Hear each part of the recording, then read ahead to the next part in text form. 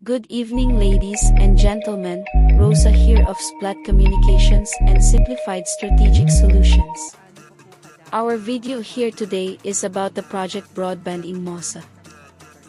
Medyo malayo pa po. We have about 30% of our population that is not connected. And considering our more than 7,000 islands, it's going to take a while. Resources, both financial and human resources limitations, no? So medyo nabawasan po yung budget namin this year. So medyo siguro our hands are a little bit limited in being able to deploy to more islands and more mountainous communities. But I'm thankful that based on the information we had from Congress, mukhang maaari nilang madagdagan. So kung madagdagan nila yung budget, mas malawak po ang ating aabutin nitong broadband ng Masa project natin. Sir, ano po yung target natin para...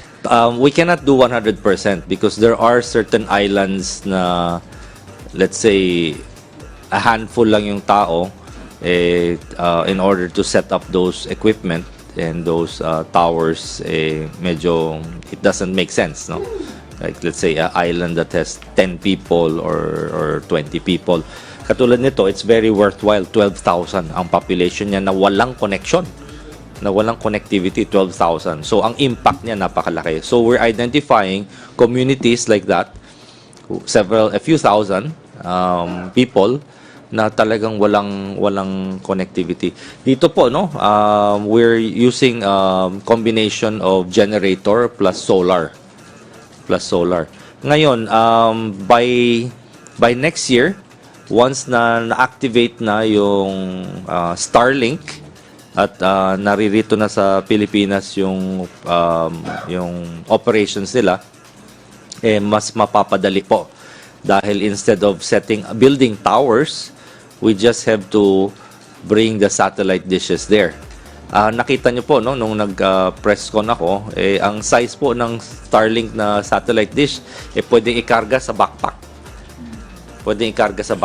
So, we can install a solar panel with that, and they will be up and running. It's a plug and play. Saksak mo lang sa power, it will automatically search for the best signal up in the sky, and you have Wi-Fi. Okay. So, ito pong sinabi niya na broadband ng Masa Project, continuation na lang po ba ito o dito lang po sa panahon ni Pangulong Marcos? Dati po, meron pong nilaunch na free Wi-Fi project during the past administration. Medyo it faced a lot of challenges, no? Maraming areas na nabigyan ng free Wi-Fi, nag-expire ho nung December 2021 yung mga kontrata at wala pong abiso. Ang nangyari po is nung nag-end ng December 31, 2021 yung supply of the bandwidth, naputol dahil tapos na yung kontrata. At wala hong ginawa na i-renew man lang yung connectivity nun for January of 2022 up to the present. So maraming mga areas po na under the free Wi-Fi project, wala hong deactivated. They are all not live. Andun yung mga equipment, andun yung mga tore, andun yung mga transmitters, pero walang kargang bandwidth. Dahil hindi po ni-renew ng previous administration yung mga connectivity from January 2022 up to today. So because of that, we need to light up all of those again, no? And we need to program all of those, identify ano ba yung mga areas, because napakarami po na areas na pinatay yung connection because of the expiration of the contract. So we need to turn them on again. But in the meantime, while we're working on that, dahil may existing issues dyan, inumpisa na namin itong broadband ng Masa where we are identifying new areas to set up those equipment and to connect those equipment to a broadband network. Okay. One follow-up question lang po. Ano po yung basis nung para mapili niyo po yung mga areas? Meron po ba tayong team Criteria? or upon request? Opo. In criteria po, number one, they have to be remote, isolated, GIDA, geographically isolated and disadvantaged areas. So, yun ang priority. Number two is that they have to have a reasonable population. I think at least a few thousand. At least a few thousand. Like as I said here, it's 12,000. 12,000. But that doesn't prevent us from connecting neighboring islands. To give you an example, etong island na ito is 12,000. But the adjacent island, can you zoom out a little bit? Out. Okay, see that tiny island on the south? That is, anong island ba yun? Medyo mahirap po i-pronounce yung mga islands eh.